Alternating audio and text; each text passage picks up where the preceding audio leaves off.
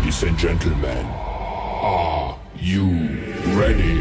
Let's go! Please say anything negative, cause I just wanna hear it out your mouth, yeah. Give me fuel, it's a tool that I use to go ahead and run my mouth, yeah.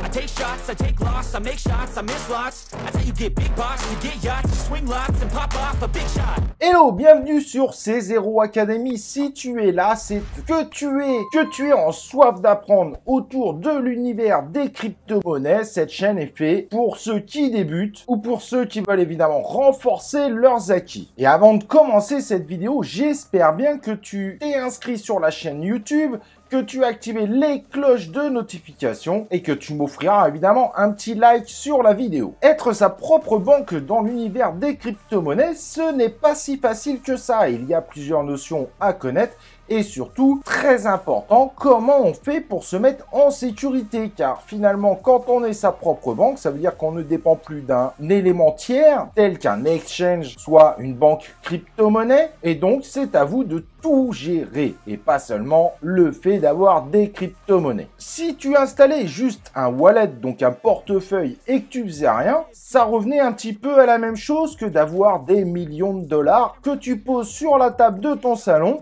qui tu sais, si le jour un cambrioleur passe, il se fait plaisir et toi tu n'as plus rien. Donc évidemment, il faut éviter ce type de situation.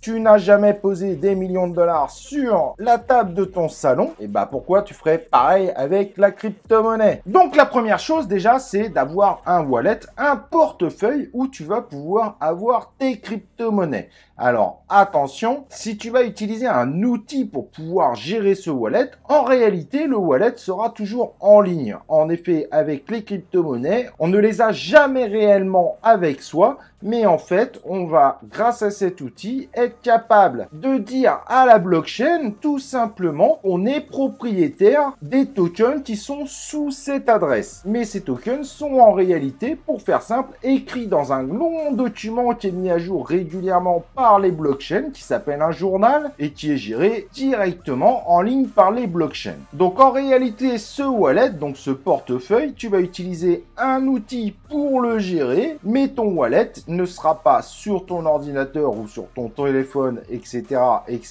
mais en ligne directement, sauf que tu seras le seul, normalement, à avoir un code pour pouvoir décrypter tout ça. Et ça tombe bien, le code de ce wallet s'appelle la seed phrase. C'est un enchaînement de mots qu'il faut impérativement enregistrer, mais surtout, il faut impérativement ne jamais la donner à personne.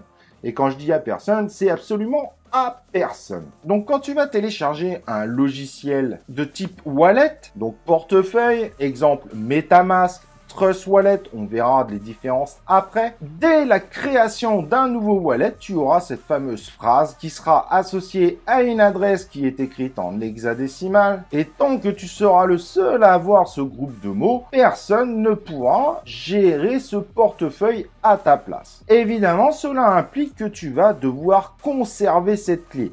Mais les recommandations qui sont à faire, évitez évidemment de les conserver sur un ordinateur. Si votre ordinateur crash, vous n'aurez plus la possibilité de la récupérer. Surtout évidemment, si vous avez conservé ça sur le même ordinateur que sur lequel vous avez l'outil pour visualiser votre wallet. Et pareil, l'écrire sur une feuille de papier et le cacher quelque part à la maison, ça reste évidemment très risqué. Il suffit d'un petit coup de nettoyage ou une personne de la famille ne connaît pas ce type de choses pour se dire hop à la poubelle, c'est juste quelques mots en anglais. Et dans des cas malheureusement encore plus graves, un incendie brûlerait tout simplement votre feuille. Mais alors, comment faire? Évidemment, plus vous allez sur quelque chose de sécurisé et plus ça va vous coûter cher. Pour les wallets, vous avez la possibilité, par exemple, d'acheter des matériaux en fer pour écrire votre seed phrase. Et là, même en cas d'incendie, votre seed phrase restera disponible. L'incendie ne le fera pas fondre ou brûler. Mais évidemment, ce type de choses commence à coûter de l'argent. Quand on commence à avoir plein de wallets, ça monte vite en termes d'investissement. Le problème qu'il faut s'avouer, c'est que quand on est sa propre banque en crypto-monnaie, si vous n'investissez pas un minimum dans la sécurité de votre wallet, vous prenez de très gros risques dans le futur. Imaginez que là, vous êtes en train de mettre 1000 $ sur une nouvelle crypto-monnaie. Si dans 10 ans, vous apercevez que cette crypto-monnaie a fait fois 100 000, je peux vous dire que vous auriez envie de récupérer votre crypto-monnaie. Sauf que le problème, si vous n'avez plus cette seed phrase, c'est trop tard et vous ne pourrez rien faire. Et c'est à ce moment-là qu'on regrette d'avoir été un petit peu trop économe pour des choses où on ne devrait pas l'être. Donc plus vous investissez un minimum sur des outils haut de gamme, plus vous avez de chance évidemment de vous mettre dans les meilleures postures. Pour télécharger votre wallet, il faudra toujours, mais toujours aller sur le site officiel pour le télécharger et ne jamais passer directement par l'Apple App Store ou Google Play, car il y a parfois des applications pirates qui font semblant d'être l'application officielle, mais en fait, quand vous ouvrez un wallet, ça envoie automatiquement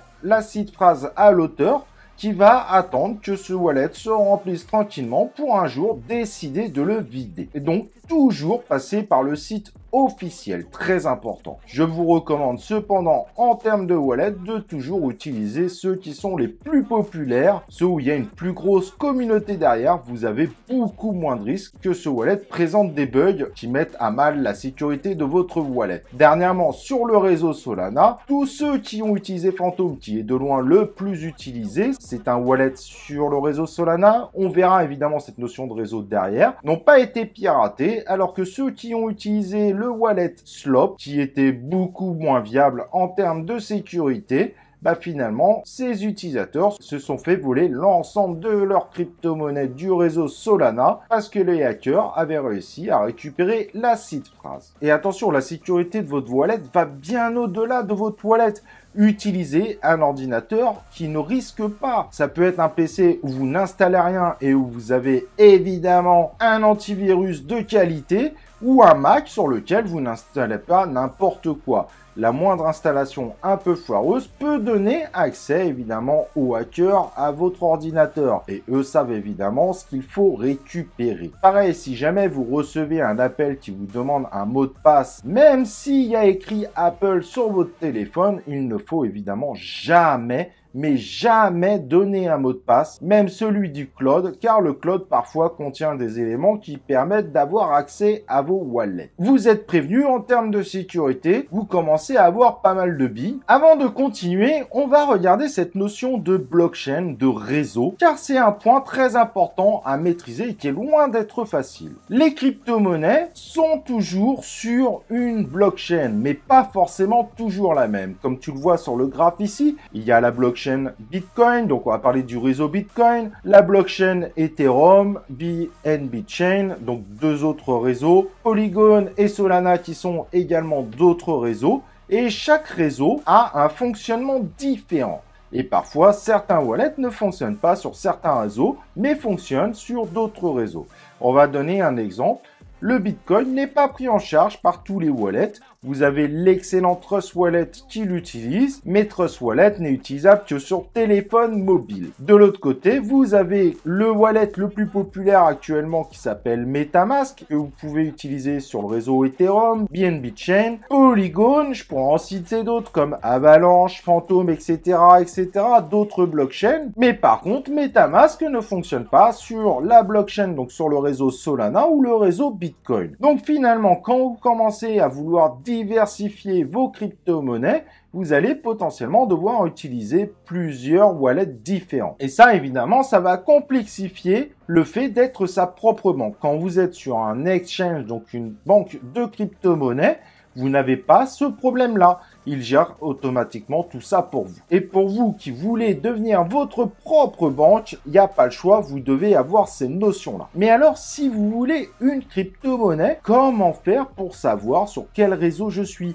Et oui, par exemple, je veux acheter du Shiba Inu, je l'achète où mon Shiba Inu? Je vais donc utiliser un outil qui me donne souvent la bonne réponse qui s'appelle CoinMarketCap. Tu as le lien en description pour t'aider et je vais aller chercher Shiba Inu dans le moteur de recherche de CoinMarketCap. Et au niveau de cette page, je m'aperçois qu'il y a écrit Ethereum, donc Shiba Inu est sur le réseau Ethereum. Parfois, vous pourriez le trouver sur d'autres blockchains, mais ce n'est pas le token officiel. C'est c'est un token adossé à la valeur du token officiel qui, lui, est sur le réseau Ethereum. Et d'ailleurs, les lettres et les chiffres que vous voyez, c'est ce qu'on appelle le contrat du token. Ça ressemble évidemment à l'adresse de votre wallet, mais celui-ci est tout simplement le contrat du token, donc ce qui va permettre d'identifier votre token quand vous êtes sur la blockchain Ethereum. Donc si on reprend notre schéma, à ce moment-là, donc j'ai trouvé mon token, tout le monde me parle du Shiba Inu, je veux en acheter, je dois donc regarder sur le réseau Ethereum. Et là, a priori, je dois télécharger MetaMask,